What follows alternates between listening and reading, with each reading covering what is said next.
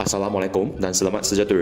Dalam video ini, kita akan membentangkan projek moral kita yang bertajuk sosialisasi. Pada mulanya, saya nak memperkenalkan ahli kumpulan saya. Saya bernama Kuah Jing Cheng dan bertanggungjawab sebagai seorang ketua kumpulan. Ahli kumpulan saya termasuk Kavinash, Chai Shing Tong dan Harish. Seterusnya, saya hendak menerangkan agenda yang terkandung dalam projek moral ini, iaitu pendahuluan, kumpulan, topik, kepentingan, situasi dan nilai dan juga kesimpulan. Kita akan bermula dari pendahuluan. Sosialisasi merupakan proses penting dalam kehidupan manusia di mana individu belajar dan menerima norma, nilai dan budaya masyarakatnya. Melalui sosialisasi, seseorang membentuk identiti diri dan kemahiran sosial yang diperlukan untuk berfungsi dengan berkesan dalam komuniti. Proses ini berlaku sejak lahir dan berterusan sepanjang hayat melalui interaksi dengan keluarga, rakan, sekolah, media dan institusi sosial lain. Sosialisasi membantu individu memahami peranan mereka dalam masyarakat dan membina hubungan yang harmoni dengan orang lain. Dalam projek ini, kita akan membincang dari perspektif yang berbeza, iaitu dari kepentingan sosialisasi, situasi sosialisasi dan juga cara untuk menyelesaikannya berasaskan nilai-nilai murni. Nilai-nilai murni yang boleh termasuk dalam sosialisasi ialah rasional, hormat dan toleransi. Antara kepentingan sosialisasi dalam masyarakat majmuk ialah mengurangkan prasangka dan diskriminasi. Rakyat lebih cenderung untuk membina pihak pandangan yang terbuka dan positif terhadap orang lain. Selain itu, ia dapat membentuk identiti nasional. Elemen-elemen budaya yang berbeza dapat digabungkan.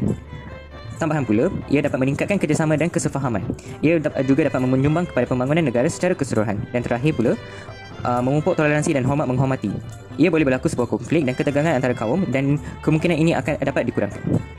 Seterusnya, marilah kita lihat pada nilai yang ada dalam sosialisasi. Yang pertama ialah rasional. Apa itu rasional? Rasional ialah kebolehan untuk berfikir berdasarkan satu bukti yang nyata dan dapat mengambil tindakan yang wajar. Selain itu, kita ada nilai toleransi. Toleransi merujuk kepada sikap yang bertolak ansur, sabar dan mengawal diri demi kesejahteraan hidup diri dan orang lain. Dan yang ketiga ialah hormat. Untuk menghargai dan memuliakan seseorang serta menghormati peraturan institusi sosial. Yang pertama, terdapat insiden bullying dan diskriminasi berdasarkan kaum. Sebagai contoh, pelajar daripada satu kaum mungkin mengeluarkan tekanan atau mengejek pelajar daripada kaum lain hanya kerana perbezaan etnik.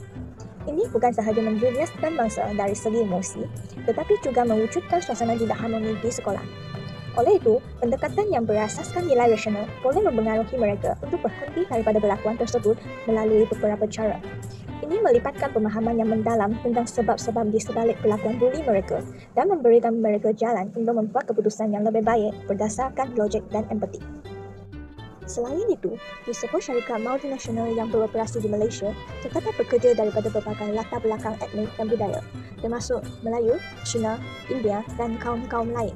Walaupun syarikat ini menggalakkan kepelbagaian, terdapat beberapa insiden di mana pekerja dari kaum yang berbeza tidak dapat bekerja sama dengan baik. Misalnya, dalam satu projek penting berlaku ketegangan antara pekerja Melayu dan Cina kerana salah faham budaya dan komunikasi yang lemah. Pekerja Melayu merasa pekerja Cina tidak menghormati masa solat mereka, manakala pekerja Cina merasa pekerja Melayu mengambil terlalu banyak masa rehat. Untuk menyelesaikan masalah ini, berasaskan nilai toleransi, komunikasi terbuka perlu digalakkan. Hal ini kerana seorang yang mengamalkan toleransi akan lebih terbuka untuk mendengar dan berkomunikasi dengan orang lain walaupun terdapat perbezaan pendapat. Ini membantu menyelesaikan salah faham sebelumnya menjadi konflik. Contohnya, seorang majikan yang toleran akan mendengar keluhan pekerjanya tentang isu diskriminasi dan mencari jalan penyelesaian bersama-sama. Situasi 3, berasaskan nilai hormat. Situasinya ialah diskriminasi terhadap pelajar kurang upaya di sekolah. Di sebuah sekolah menengah, seorang pelajar bernama Amir yang menggunakan kerusi roda menghadapi diskriminasi dan perlakuan yang tidak adil daripada rakan-rakannya. Pelajar-pelajar lain seringkali mengabaikan semasa aktiviti sukan dan enggan melibatkannya dalam perbincangan kumpulan. Terdapat juga beberapa pelajar yang mengejek dan meremehkan Amir kerana ketidakupayaannya.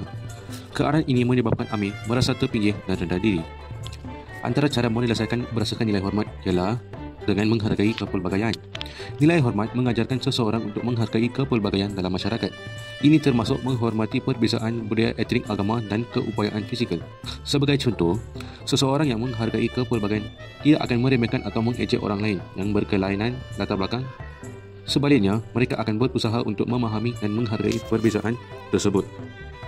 Secara kesimpulan, sosialisasi bukan sahaja membentuk individu menjadi anggota masyarakat yang berfungsi dengan baik, tetapi juga memupuk hubungan yang harmoni dan saling menghormati antara pelbagai kaum dalam masyarakat. Melalui usaha berterusan dalam menguatkuasai nilai-nilai positif, kita dapat memastikan bahawa sosialisasi menjadi proses yang membina dan menyokong kemajuan sosial.